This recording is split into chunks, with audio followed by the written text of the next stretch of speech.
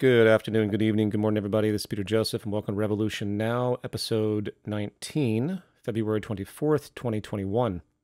Today, we're going to continue the discussion on post-scarcity potentials, specifically freshwater or potable water, and if there's time, food abundance, and some basic design and organizational aspects required for a responsible, sustainable abundance in general. And I'll note that as we go along in this series section, I'll plan to talk about the proper place of automation, both physical and via artificial intelligence, and the trends related, though again, I don't think I'm going to get to that today. It seems like I start off thinking about all this stuff I'm going to get to, and by the end of the program, I'm not even close. But first, a quick program note. Looks like I found a decent venue for my upcoming lecture, as mentioned before, titled On the Future of Civilization. The event will take place in downtown Los Angeles on March 28th, which is a Sunday. Sadly, there will not be any public attendance at this point, except for assistants and maybe some friends. And it's just, not worth the effort given how few would be allowed into the space anyway, if any, given COVID. I do plan a live webcast and a multi-camera shoot to output the talk in a clean way for internet digestion, of course.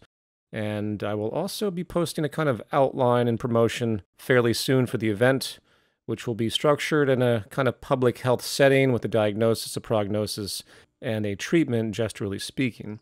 This public health framework is really the only legitimate angle, as far as I'm concerned, because it's absent traditional ideologies. By ideology, I'm referring to culturally perpetuated belief systems that are not necessarily rooted in anything epistemic. Epistemic meaning rational, justifiably rooted, defendable knowledge, things we can test and test again, corroborated from multiple angles to make sure a given idea is actually sound, at least for the time being. And to briefly expand upon that, as we all know, beliefs are not created equal, and the purpose of scientific inquiry, including the falsifiability of science, is to keep the pattern of known, objective reality unfolding as best we can, scrutinizing and then eliminating beliefs that are proven erroneous as we go, which is inevitable. Ideologies don't operate this way, by definition. Ideologies are handed down through tradition, and they tend to expand by way of belief system mechanics, schemas. They tend to create internal feedback systems that perpetually reinforce themselves from multiple angles, which is why, for example, a conservative ideology tends to share certain common characteristics between people. For example, if you believe that everyone just simply gets what they work for, you will likely not have much sympathy for poor people, nor support social welfare programs. If you believe that there are no structural forces that inhibit and distort people's behavior over time, then you will likely not have much sympathy for people that end up in prison, disregarding the negative life conditions that may have influenced that trajectory. Preconditions. If you believe that social status through wealth and power is the ultimate social goal, our culture of winning, odds are you will not care too much about socioeconomic inequality or class, lower class oppression, and probably support the very system that perpetuates it, particularly the higher up the ladder you go, the more you like it. And to continue this, if you believe that the free market religion will provide as needed, you will then likely see governance in and of itself as an inhibiting force, and hence posture as such, blaming the government for problems that really are the result of the social system itself. It's interesting with the false duality between left and right, because whatever happens in society, since no one has any vocabulary or understanding of the system, they don't understand structural forces, they blame one side or the other as we bounce along through time. And by the way, this is of course the old Reagan-Thatcher propaganda, the need to limit big government, as if government was ever really the problem as an idea. It's one thing to be critical of a particular government or arrangement. There is certainly great reason to object to the behavior of most governments of the world today. However, it's another thing completely to say that government or governance itself is somehow a conceptual error. Without governance and system management, there would literally be no order whatsoever on this planet, since the free enterprise system specifically is completely unstable and prone to fascism by force of the power structure it creates routinely. It's not a viable system in terms of systems theory, as markets cannot efficiently self-regulate. Anyway, it's always been amusing to me when I reflect upon the fact that on a certain level, the Republican and conservative constituency in the United States and beyond really don't even believe in the merit of their own positions by force of their free market religious ideology. So, ideologies are like viruses, and once subcultures develop and group identity gets involved, manifests, it can be very hard to change people's beliefs as they become defining identity characteristics. You take away their beliefs, you take away who they think they are, which, of course, is really the ultimate activist communicative challenge. If everyone really took to heart the fact that everything one thinks and believes is effectively taught to them, with belief systems emerging and fortifying as a result, they would likely be more consciously flexible. Sadly, we don't see that very often. The current educational system makes little effort in developing the mechanics of critical thought and self-evaluation, and the ability of people to not feel apprehensive when they are definitively wrong about something. For to be wrong in this society is to be inferior. To be wrong is to lose credibility, so most people consciously and subconsciously refuse to ever admit it. Your job can be at stake, your reputation can be at stake. I mean, just look at the former president of the United States. He is an archetype of someone who refuses to ever accept responsibility or be wrong because of a completely diluted reputational orientation. Anyway, back on point here, ideologies are cultural and structural outcomes that generally lack an epistemic basis. Capitalism, for example, is a known structure as practiced. Socialism and communism, as another example, are more theoretical concepts. And yet each has created an associated collective ideology. In the context of capitalism, the ideology is formed not only by propaganda in regard to free market theory, but also behavioral patterns reinforced by the system itself, the culture created. If you're born into a competitive society of this nature, you're likely going to develop an ideological loyalty toward that competitive ethic, for if you do not, you may not succeed in the system. You may suffer. You may not become a winner, as it were. Hence the ethic of apathy, the soft sociopathology I always talk about. Not really caring as much about other people or the world because of the nature of the sociological effects of social stratification, status seeking, artificial scarcity, fear, hence competition, hence the structural oppression and harm and structural violence and everything else that I've covered repeatedly on this podcast. The point here is ideological biases form mental schemas or networks of interrelated thought, and over time those traditional ways of thinking are nothing but inhibiting.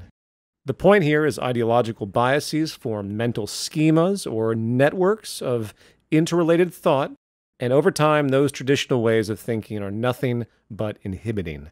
Baggage. I mean, consider the notion of being politically conservative. On the most basic level, you are saying you do not want some degree of change. That's what the word conservative means. As is also empirically clear historically, to be conservative means you generally want to keep things the same. That's the basic ethic. And who does that really serve? When it comes to power and wealth, to be conservative generally means to preserve the current power structure itself. It wasn't the conservative or right-wing mindset that ended slavery. It wasn't the conservative mindset that developed critical social programs and social safety nets to try and help people. It wasn't the conservative or right-wing mindset that attempted to alleviate poverty or advance women's rights or civil rights or human rights and beyond. In fact, when you look at the development of conservative thought, it really comes down to class war at the root. The greatest threat to the upper class owners, the true people in power, is always the lower class. And any attempt to use politics or activism to disturb their power and wealth will be fought. Established power never wants change. It's conservative by nature. It doesn't serve elitist interests to equalize the playing field, to reduce socioeconomic harm, and so on. And by the way, it isn't necessarily a malicious disposition. This is why wealthy people gravitate towards those who favor tax cuts for them on average. It's simply basic self-preservation. They're not thinking broadly about how it harms other people. In fact, most people of this nature are completely ignorant to true causality. Again, this is what I mean by the soft sociopathology. So when you really dig deep into the history of this kind of thinking, this conservative ideology, this example I'm using, what you realize is that to keep things the same is to be conservative, and it is to fight back social justice and hence economic justice. That's what it means to be conservative in the political context. That is the outcome, even though those self-identified conservatives would never admit that. And by the way, I'm not talking about polarized contemporary institutions.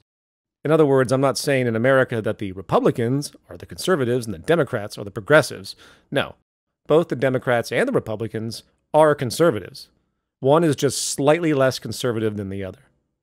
There is no active progressive party in the United States or in most of the world, which once again is excellent for establishment preservation, because it provides the illusion of the duality when really the differences are ultimately marginal. Because keep in mind, it's not that we have political parties alone that are fundamentally conservative. The entire social system reinforces a conservative mindset because of the power structure. The market system of economics, and consequentially capitalism, is an elitist preserving structure by nature, which is why you always have more downward pressure on the lower class and upward alleviation for the upper class. Socialism for the rich and rugged individualism for the poor, as Martin Luther King Jr. said, or as George Carlin put it, the upper class keeps all the money, pays none of the taxes. The middle class pays all the taxes, does all the work. The poor are there just to scare the shit out of the middle class. And as a final note on this issue, it's really interesting to think about that while we can understand why the wealthy business power political interests would gravitate toward a conservative mindset to preserve their positions in the class hierarchy, you also see a lot of poor, lower class, deprived people embrace the same ideology.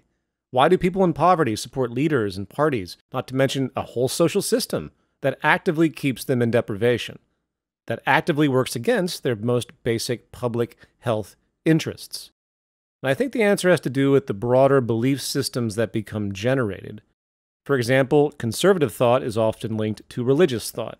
In fact, in terms of general conservative value systems, you tend to find God, free markets, patriarchy, ethnic identity, free will, ironically, and other characteristics all kind of wrapped into one spooky package.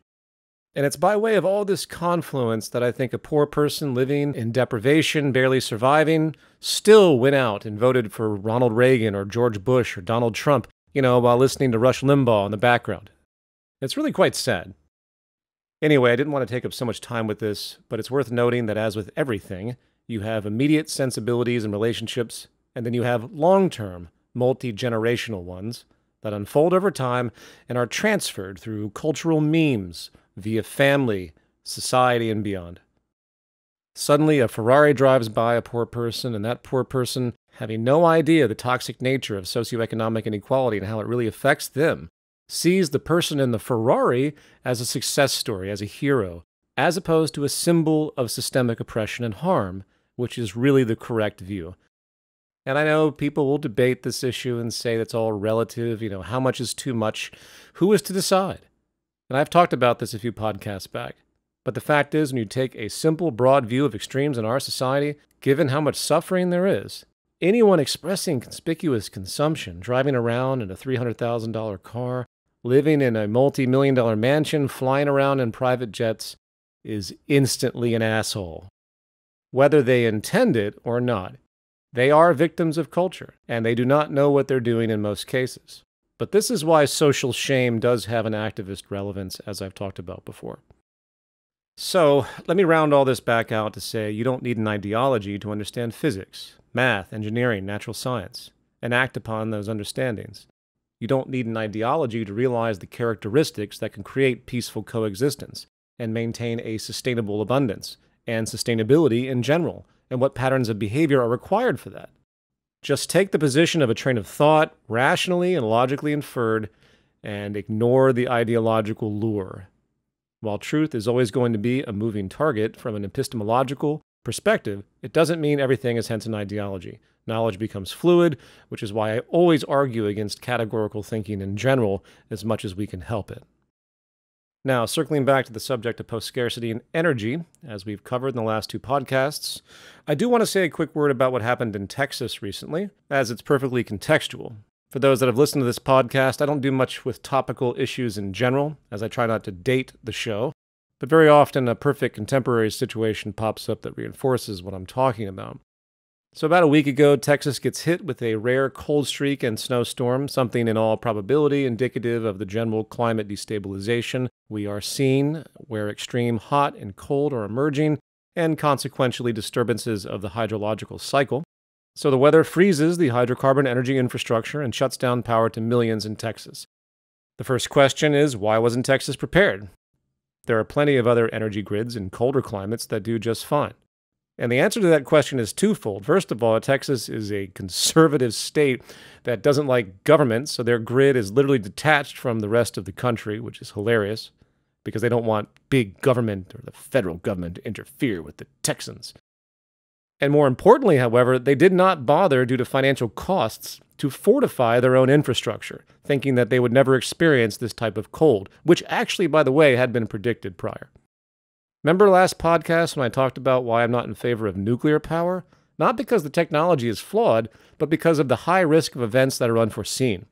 And since we live in a cost-cutting monetary system, you can rest assured that disasters are going to happen because of folks not wanting to simply spend the money on better preventative measures. The second interesting thing about this is how conservative media in the United States tried to blame renewable energy for the problem, which was just preposterous. Vice News did an excellent article to show how ridiculously made up most of these stories actually were. But once again, it shows the conservative state of mind. Conservative media and right-wing politicians, largely funded and supported by traditional energy systems, energy companies, through advertising or lobbying, tried to find any blame they could rather than what was obvious.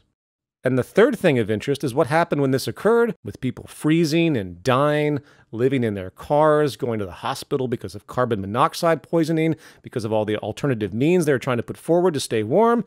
Well, the free market prevailed. People that once paid $40 a month now had to pay $10,000 for their energy bill a month, cumulatively.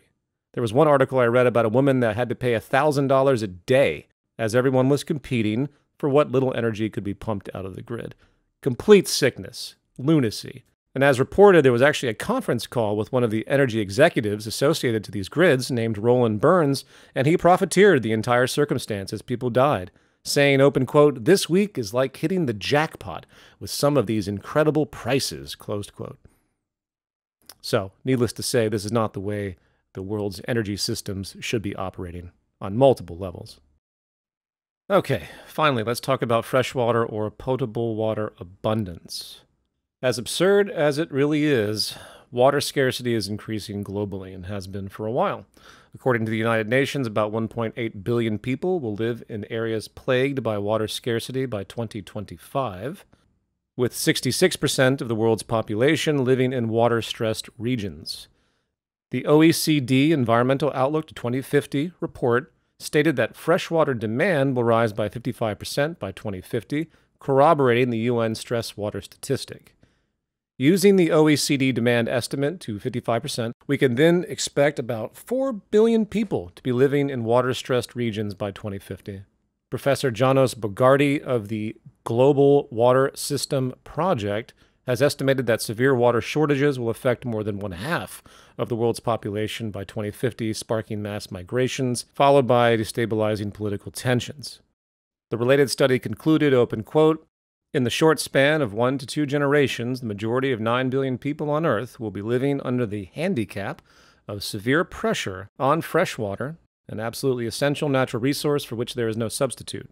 This handicap will be self-inflicted and is, we believe, entirely avoidable. Mismanagement, overuse, and climate change pose long-term effects to human well-being, and evaluating and responding to those threats constitutes a major challenge to water researchers and managers alike," closed quote. So, how do we fix this? First, one should recognize the vast level of inefficiency in use, working to reduce waste. There are so many things that could improve efficiency.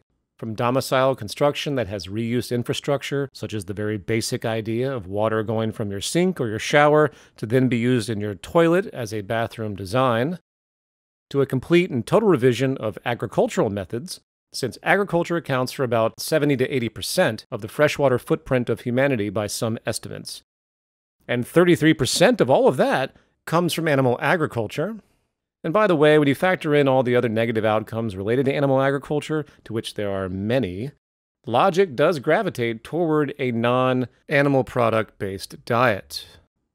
I'm just pointing out the obvious. I'm always surprised at how apprehensive some people get when they hear such commentary. In fact, speaking of ideological struggles, this is kind of a particular one. It's as though people are offended by vegetarians or vegans, as if mankind eating animal products has some kind of existential relevance, defining our nature at the top of the food chain or something. As an aside, in my film Into Reflections, I have a scene where there's a silent film character and she finds herself in Times Square. Everything is moving backwards, and you begin to see a dollar floating across the ground in forward motion, eventually arriving at the character's foot. The character looks down and sees the dollar, but does not immediately pick it up. In some kind of impulsive grab, ooh, there's money. But in that hesitation, everything around her quickly slows to a complete stop, and the figures in Times Square, including the people on the billboards in a kind of surrealist horror concept, all stop and stare at her in contempt. She realizes she's being looked at, confused by the experience, not understanding, and one of the observers of her looks at the dollar and looks back at her, and then she intuitively realizes she has to pick up the dollar. And when she does, the entire scene resumes, with everything moving forward as normal. The scene is then followed up by a quote by Alan Watts that says, open quote, "Insecure societies are the most intolerant of those who are non-joiners. They are so unsure of the validity of their game rules that they say everyone must play." Closed quote. If the scene isn't obvious enough, it really deals with the fundamental materialistic greed, identity, acquisition, money, and conformity to the value system that supports all of those things. And if you do not conform to that value system as a non-joiner, as Alan Watts put it, you are dangerous to that culture. And the same logic applies here when people get so apprehensive about others that have a different diet than them, seeing it as a threat. It's really quite bizarre. Whether you choose to be vegan or vegetarian or not is up to you, of course, but the logic is sound from a sustainability standpoint and a public health standpoint, and arguably from an animal rights standpoint. But the bottom line is, everyone should be supporting everyone else who has the discipline to not consume animal products because systemically it is more sustainable, even if you don't choose to do that yourself. So circling back to my general point, there are design changes, there are lifestyle changes that can very dramatically affect future water abundance, and that's something to keep in mind. But we're going to now talk about direct solutions through technological means. And the two most dominant means which we're going to discuss is desalination, removing salt from ocean water, and purification, which is the reuse of water that has already been used by society, or water taken from lakes and other natural freshwater sources that don't have salt. So first, let's focus on purification, which has a lot more potential than most people realize. As with everything discussed prior, you have large-scale plants and applications, and you have small-scale, localized applications, with the technology inherent to all of it continually advancing. So knowing how trends are unfolding is, of course, important to foreshadow where we can end up and what we should home in on in terms of leverage points to speed things up. Today, ultraviolet or UV disinfection, a germicidal UV light that can kill microorganisms, is the most common large-scale method, even though it often requires some preliminary filtering before the UV light hits it. But UV light uses no hazardous chemicals and doesn't produce any material byproducts. So you have a lake, you have a purification plant, it takes in the lake water, it filters out the initial material, and then it hits it with UV light, killing the germs, and boom, you have drinking water. Then you have reuse schemes, so to speak, and this is where it gets interesting. What tends to happen with wastewater produced by society, whether sewage or the like, is it's treated by a treatment facility, and it's released back into the environment, back into the lakes and streams. And then it's recaptured and goes through the same process we just talked about after it becomes mixed in and diffused with the natural water source, which serves as a kind of filter in and of itself. That's termed in the industry indirect potable use, or IPU. And while it does happen, it's actually not that common. For example, here in Los Angeles, hundreds of billions of gallons of treated sewage is dumped right into the Pacific Ocean each year, which means it's basically lost potential because it's now mixed in with salt water, and you have to use desalination, a far more energy-intensive process, in order to purify. However, there's another process that's very rarely used right now called direct potable use, or DPU. This process is pretty much exactly what it sounds like. It takes treated municipal wastewater and directly cleans it, putting it back into the actual drinking water system directly without going back to a natural source. And as studies have shown, and is ultimately logical and obvious, The net energy gain with that, the net energy efficiency is far superior when you do it that way because you don't have to go through all of these other cycles. Interestingly, the earliest adopter of this technology by necessity, which again, this technology is very sparsely used across the globe, is Namibia in South Africa, which of course is in the desert. And they have water recycling plants that take wastewater directly and successfully and safely cleans it and deposits it back into the system. And they've been doing it for over 50 years, rather again than just dump the treated water back into the natural environment, which is what the world tends to do right now on average. And Namibia's tech is actually quite old without even using UV light in most circumstances, based on what I've read. What they do is they take the clean water and mix it back into the main water supply, and it ends up being about 25% of all the water people use continuously is actually recycled, which is huge. And as would be expected, it's fascinating to look at the history of all of this because people are so viscerally ignorant, meaning they are so unscientifically oriented and fearful and aesthetically driven that when they hear the idea of recycling their wastewater directly, they reject the idea because it simply sounds gross. And if you look into this, the derogatory phrase, quote, toilet to tap is common, which is sad and pathetic. But with all the growing water scarcity in the world today, far more conversation needs to be happening with the emerging and existing technologies that do allow efficient reuse of wastewater directly. This is clearly something that needs to be utilized more so. And once again, when you take a systems approach along with strategic design, just like with the application of renewable energies through networked, reliable efficiency, as talked about before, the exact same logic applies to water processing and sourcing. That's, of course, where efficiency rests with all of this. Once again, I can't emphasize that enough. Now, one small deviation I'd like to touch upon is that in some areas there's actually a mid-grade water, which is interesting to think about. Water that's used for irrigation, for watering grass and so on.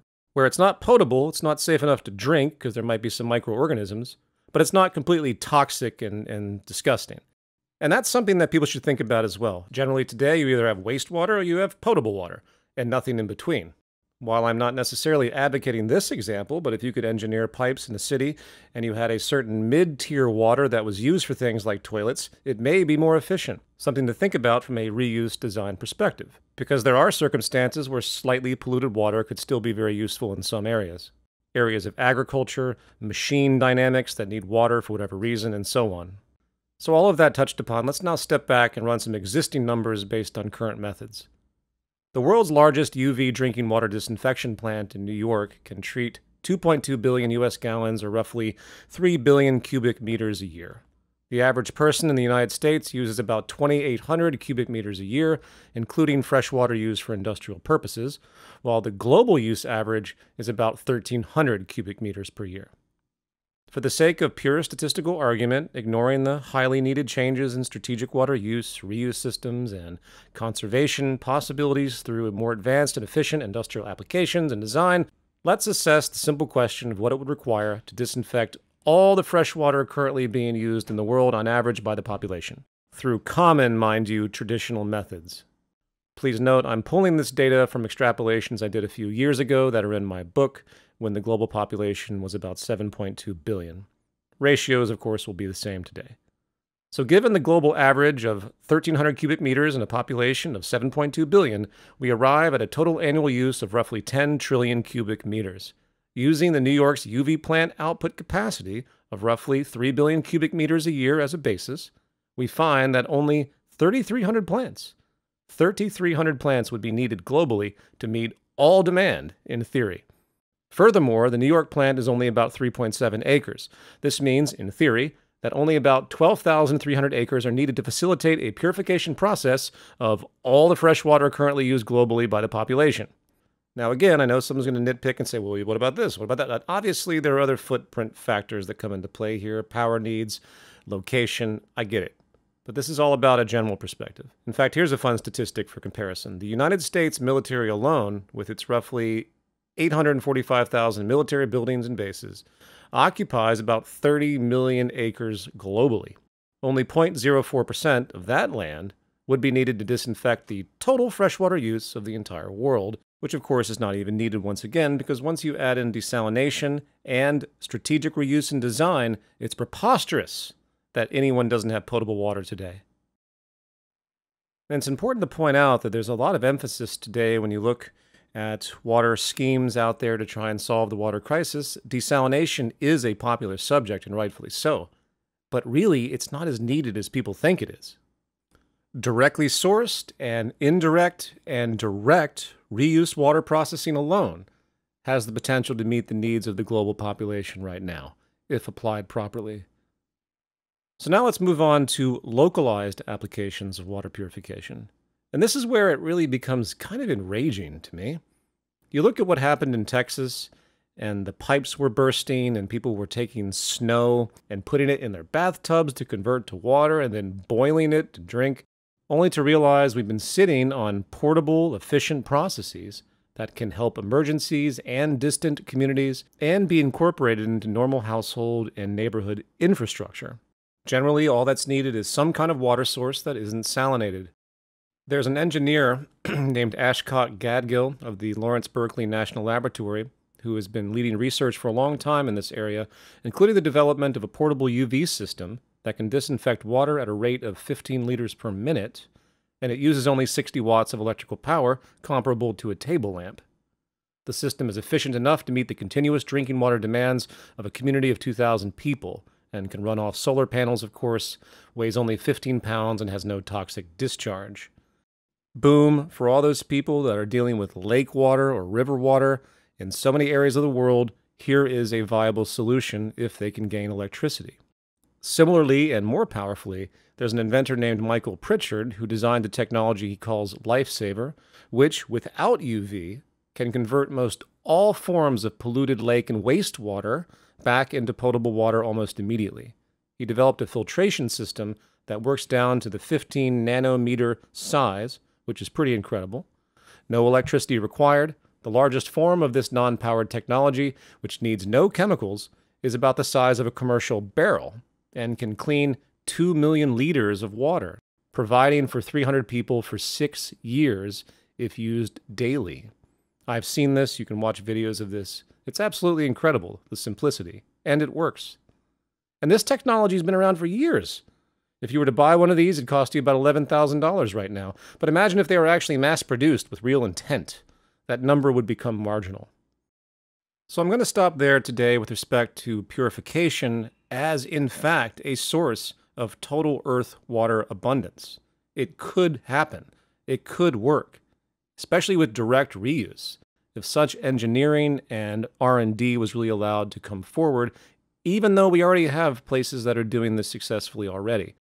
Which again is just one part of the tool set, because holistically there are so many other avenues and potentials incorporating desalination and strategic design once again, as I'll talk about in the next podcast. Last I checked, today you have almost 2 million people that die of diarrhea every year. While in China, the richest person, I think one of the richest people in the world, got all of his wealth from bottling water. So the whole thing is absurd. And again, the market system is to blame because you can't get these things in other countries without money and all of the dynamics therein. You have no real incentive for redundancy to equip homes with its own built-in tank for water reuse, and on the train wreck goes. So anyway, I will be back the Wednesday after next to continue the post-scarcity focus on water abundance. And this program is brought to you by my Patreon. I appreciate it. And I will talk to everyone very soon. Be safe out there.